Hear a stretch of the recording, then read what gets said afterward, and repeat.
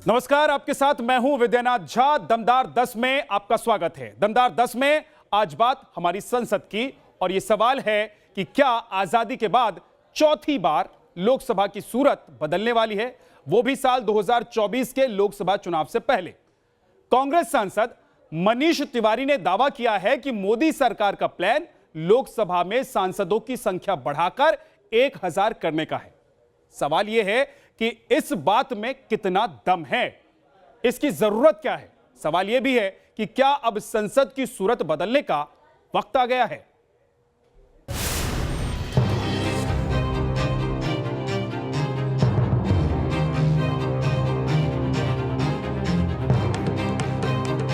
मुझे जो कई मित्रों ने बताया है, गलत है कि सही है ये मैं नहीं जानता, पर उनका ऐसा मानना है कि सरकार में इस बात पे बहुत गंभीर विचार हो रहा है कि संसद की जो लोकसभा की जो सीटें हैं उनको बढ़ाया जाए। संसद के मॉनसून सत्र के बीच कांग्रेस सांसद मनीष तिवारी के इस बयान ने सियासी गलियारों में एक नई बहस को जन्म दे दिया है। चर्चाओं ने जोर पकड़ लिया है कि क्या संसद में लोकसभा सांसदों की संख्या बढ़ने वाली है। विपक्षी नेताओं ने इस मुद्दे पर सार्वजनिक चर्चा करने की मांग शुरू कर दी है। इन सब के बीच सवाल ये भी है कि क्या साल 2024 के चुनाव से पहले ही ऐसा संभव है। लोकसभा सांसदों की संख्या बढ़ाने की जरूरत है क्या? अगर लोकसभा में सांसद बढ़ते हैं तो इसके फायदे क्या हैं? सबसे बड़ा सवाल यह है कि लोकतंत्र के भविष्य के हिसाब से क्या लोकसभा में सांसदों की संख्या को बढ़ाना अब जरूरी हो गया है। आज इन सभी बातों की सिलसिलेवार ढंग से पड़ताल करेंगे। कॉन्स्टिट्यूशन के आर्टिकल 82 के अंतर्गत यह कहा गया है कि हर सेंसस के बाद लोकसभा की सीटों की संख्या बढ़ाई जाएगी, और जो स्टेट्स में जो कॉन्स्टिट्यूएंसीज है, चुनाव क्षेत्र है, उनकी संख्या में रीएडजस्टमेंट किया जाएगा। ये हर सेंसस के बाद होता है।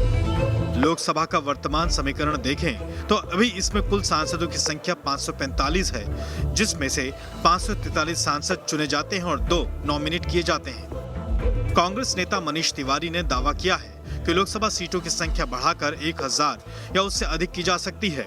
इतना ही नहीं, यह अगले लोकसभा चुनाव यानी साल 2024 चुनाव से पहले किए जाने की प्लानिंग है। नहीं, इसमें डिस्कशन क्या होना है। तो डिलिमिटेशन कमीशन उनके टाइम में भी बना, राज्यों की सरकार में डिलिमिटेशन कमीशन बनता है, वहाँ पे भी हो रहा है। जम्मू कश्मीर में डिलिमिटेशन हो रहा है। तो अलग अलग राज्यों में देश में डिलिमिटेशन कई सालों से पेंडिंग है, और क्योंकि जितनी बड़ी जनसंख्या भारत की हो गई है उसके अनुसार रिप्रेजेंटेशन भी होना चाहिए। तो वो एक संवैधानिक प्रक्रिया के ऊपर प्रश्न उठा रहे हैं।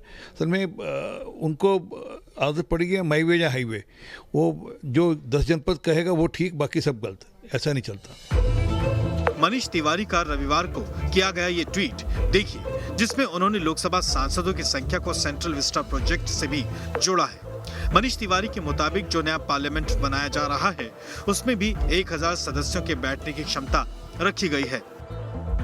यानी कांग्रेस का ये साफ साफ कहना है कि मोदी सरकार पूरी प्लानिंग के साथ सेंट्रल विस्टा के इस काम को अंजाम दे रही है। 2026 नहीं, ये 2024 से पहले ही हो जाएगा। जो नया संसद भवन बनाया जा रहा है उसमें जो लोकसभा का कक्ष बनाया जा रहा है, कथाकथित तौर पे ये कहा जा रहा है कि वो 1000 सांसदों के लिए बनाया जा रहा है। तो इसलिए सरकार को ये बात स्पष्ट करनी चाहिए कि क्या सरकार में इस बात पे विचार कर रही है, गंभीरता से विचार कर रही है कि लोकसभा और राज्यसभा की जो सीटें हैं उनको बढ़ाया जाए। अब सवाल यह है कि क्या लोकसभा में सीटों की संख्या साल 2024 से पहले बढ़ाई जा सकती है। इसे समझने के लिए आपको जानना होगा कि संसद में सीटों की संख्या कैसे बढ़ाई जाती है। दरअसल संसद में सीटों की संख्या बढ़ाने के लिए परिसीमन आयोग का गठन किया जाता है। अब तक देश में 4 बार परिसीमन आयोग का गठन किया गया है, लेकिन परिसीमन आयोग ने 3 बार ही सीटों की संख्या बढ़ाई। साल 2002 में परिसीमन आयोग ने सीटों की संख्या बढ़ाने का फैसला 5वें परिसीमन आयोग पर छोड़ दिया था और 5वें परिसीमन आयोग का गठन 2026 में होना है।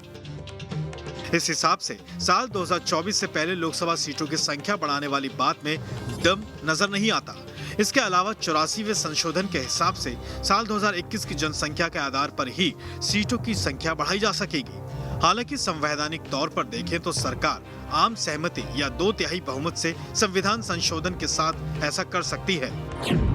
जो चुनाव क्षेत्र की जो संख्या है उसमें भी जो रीएडजस्टमेंट किया जाएगा 2026 की मतगणना के बाद, यही है प्रावधान कॉन्स्टिट्यूशन में। और ये जो काम है वो डिलिमिटेशन कमीशन करेगा। डिलिमिटेशन कमीशन 1952 में जो पार्लियामेंट ने पास किया था जो एक्ट है, उसके अंदर इनकी नियुक्ति हुई थी और ये सारा काम उनको सुपुर्द किया गया था। अब सवाल यह है कि क्या लोकसभा में सीटों की संख्या बढ़ानी चाहिए? तो इसे ऐसे समझिएगा कि जब देश आजाद हुआ था तब पहली लोकसभा में सदस्यों की संख्या 489 निर्धारित की गई थी। उसके बाद करीब 2 बार इसे बढ़ाया गया।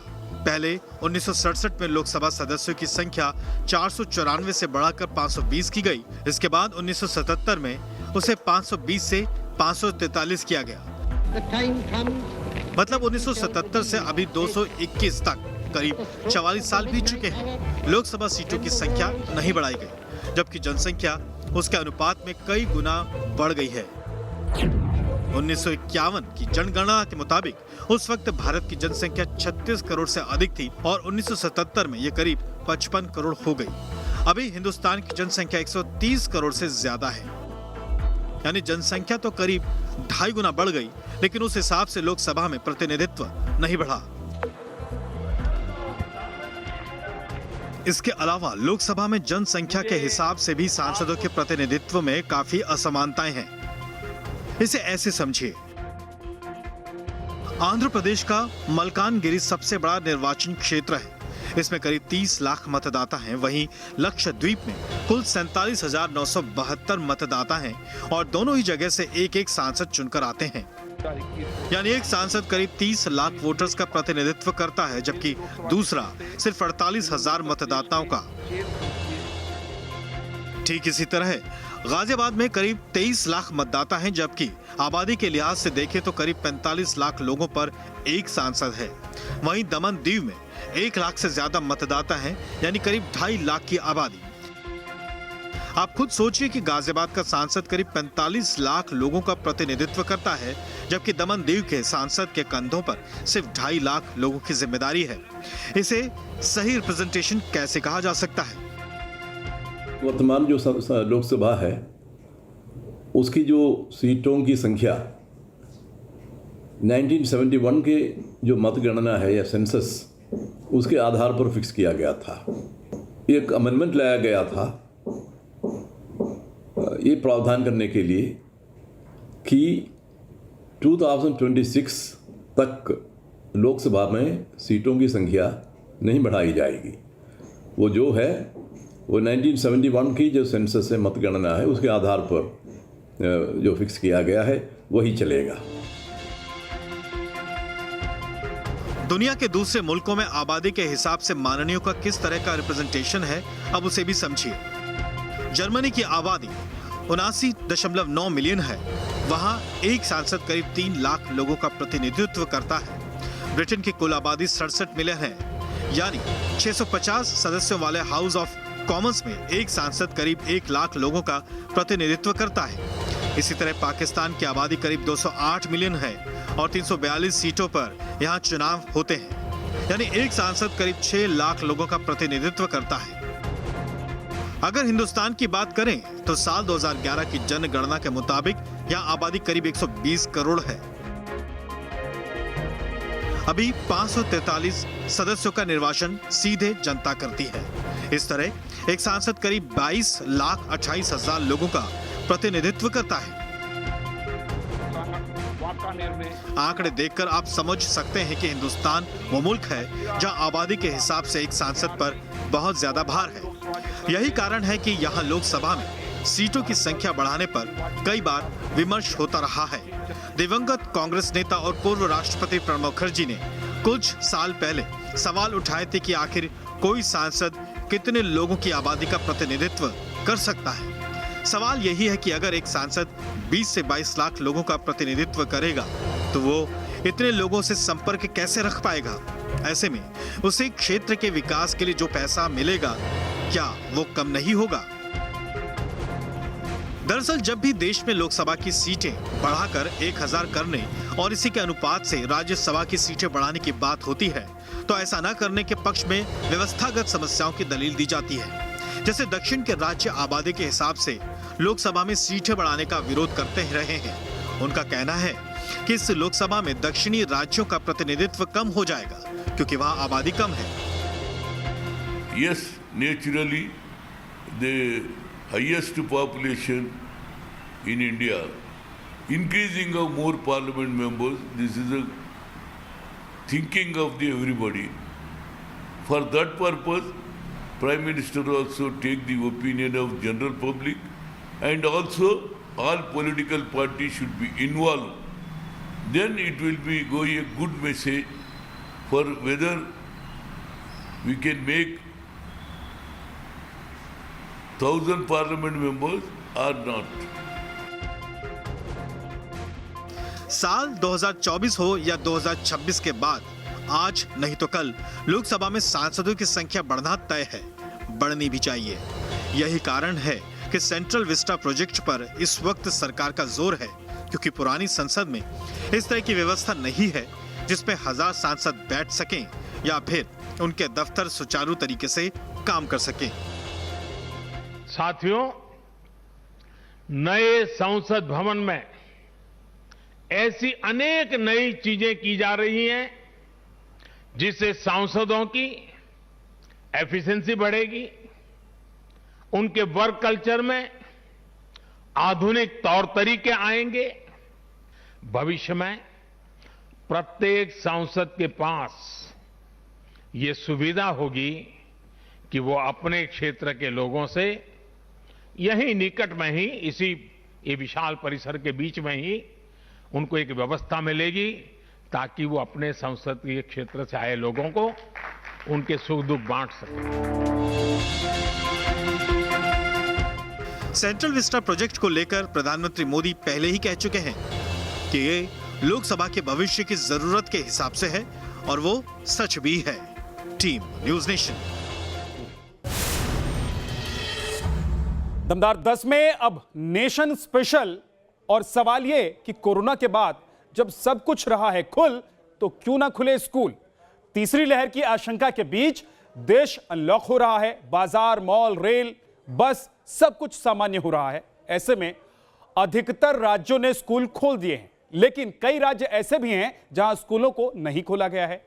सवाल यही है कि जब सब कुछ ओपन हो रहा है तो स्कूल क्यों बंद है?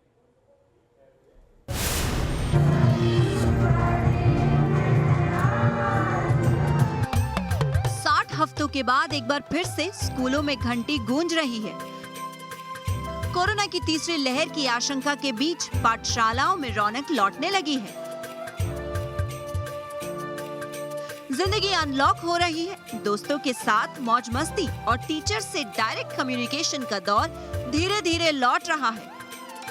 ये तस्वीरें यकीनन सुखद हैं, क्योंकि डॉक्टर्स क्लीन चिट दे चुके हैं। कोरोना की रफ्तार भी कम है, मॉल, बाजार सब खुल रहे हैं। ऐसे में ज्यादातर राज्यों ने नियम और शर्तों के साथ 9वीं से 12वीं तक के स्कूल खोल दिए हैं। मगर कुछ राज्य ऐसे भी हैं जहां छात्र अब भी स्कूल खुलने का इंतजार कर रहे हैं। उन्हीं में से एक है दिल्ली।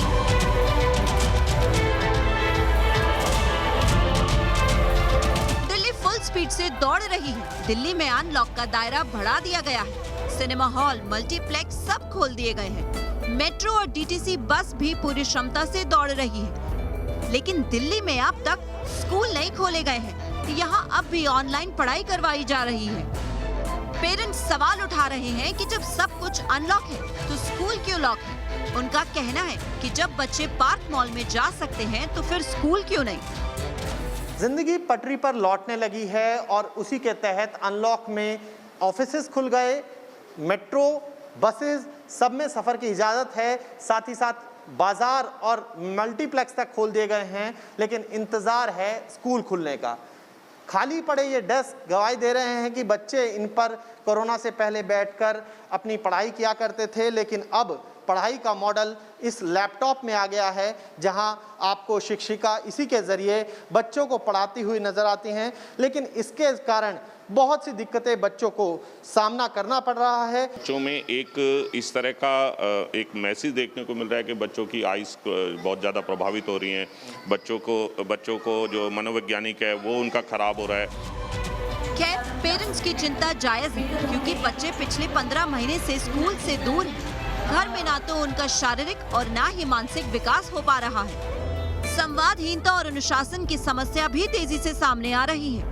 जरूरत से ज्यादा मोबाइल जैसे गैजेट का इस्तेमाल हर घर की कहानी बन गई है। बच्चों पर रोक टोक भी बढ़ गई है। एक्सपर्ट के मुताबिक बच्चों के लिए स्कूल जाकर पढ़ना बेहद जरूरी है। इससे बच्चों में पढ़ने और समझने की क्षमता बेहतर होती है। स्कूलिंग से बच्चों में बेहतर संवाद की क्षमता बढ़ती है। बच्चों का मानसिक विकास होता है।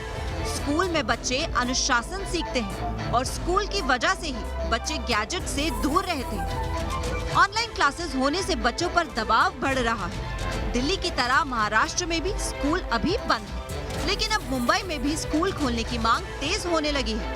पेरेंट्स का दावा है कि ऑनलाइन क्लासेस की वजह से बच्चे मोबाइल एडिक्ट होने लगे हैं। लगभग 1.5 साल हो गए बच्चों ने स्कूल का मुंह नहीं देखा, और अब बच्चे देखा जा रहा है कि ऑनलाइन स्टडीज को सीरियस ले भी नहीं रहे। तो क्या स्कूल खुलने का वक्त आ गया? आप लोगों को क्या लगता है? मेरे हिसाब से तो स्कूल खुलने का वक्त आ गया है, क्योंकि ऑनलाइन एजुकेशन की वजह से ना बच्चों में एक सबसे बड़ा जो बैकड्रॉप बच्चों का था वो ये कि बच्चे जो है ना वो धीरे धीरे उनमें बच्चों में और मोबाइल का एडिक्शन जो है ना वो बढ़ता जा रहा है और बच्चे लेजी होते जा रहे हैं। आप एक अभिभावक के नाते क्या सोचती हैं? अब स्कूल जाने का वक्त आ गया या अभी भी कोरोना से बचाव ज़रूरी है? प्राथमिकता क्या लगती है आपको? बिल्कुल, बच्चों का स्कूल जाने का बिल्कुल सही वक्त है। अब बच्चों को निकल जाना चाहिए स्कूल के लिए। ऑनलाइन तो उनको कुछ समझ आता नहीं है, ना कुछ पढ़ाई हो पाती है, तो बच्चों को ऑफलाइन कर देना चाहिए। तो आप देख सकते हैं कि किस तरीके से मुंबई जैसे शहर से अब पेरेंट्स और टीचर्स की तरफ से आवाज़ें उठने लगी हैं कि स्टूडेंट्स के सर्वांगीण विकास के लिए बहुत ज़रूरी है कि अब जो स्टूडेंट्स हैं वो घरों से बाहर निकलें और पारंपरिक रूप से स्कूल जाया करें, ताकि उनकी सोच जो है वो विकसित हो। ऑनलाइन स्टडीज़, अब ये देखा गया है कि बच्चों में प्रवृत्ति बढ़ गई है कि वो उकता चुके हैं स्टडीज़ से और वो इस चीज़ को गंभीरता से नहीं लेते। लिहाजा अब ये तमाम पेरेंट्स और टीचर से मांग कर रहे हैं कि ये ज़रूरी है कि स्कूल खोले जाएं, कॉलेजेस खोले जाएं, ताकि बच्चे घरों से बाहर निकलें और ये कदम उनके सर्वांगीण विकास में मददगार साबित हो। स्कूल न खुलने के कारण स्टूडेंट्स का ज्यादातर वक्त स्क्रीन के आगे बीत रहा है। इससे बच्चों का मेंटल स्ट्रेस लेवल भी बढ़ रहा है। लगातार स्क्रीन पर आंखें टिकाए रहने से बच्चों की आंखों पर भी असर हो रहा है। फिजिकल मूवमेंट नहीं होने की वजह से वजन बढ़ने की समस्याएं भी हो रही है। कोरोना की वजह से पिछले 1 साल से अधिक समय से पश्चिम बंगाल के सारे स्कूलों को और कॉलेजेस को बंद रखा गया है। हालांकि सरकार ये फैसला अभी तक नहीं ले पाई कि कब तक ये सारी स्कूलों को चालू किया जाएगा। ये तस्वीरें भोपाल के सुभाष उत्कृष्ट स्कूल की हैं, जहां 11वीं और 12वीं की क्लास शुरू कर दी गई है। हालांकि अभी स्कूलों में छात्रों की संख्या कम है, लेकिन जो आ रहे हैं वो खुश हैं। कोरोना प्रोटोकॉल का पूरी तरह पालन किया जा रहा है।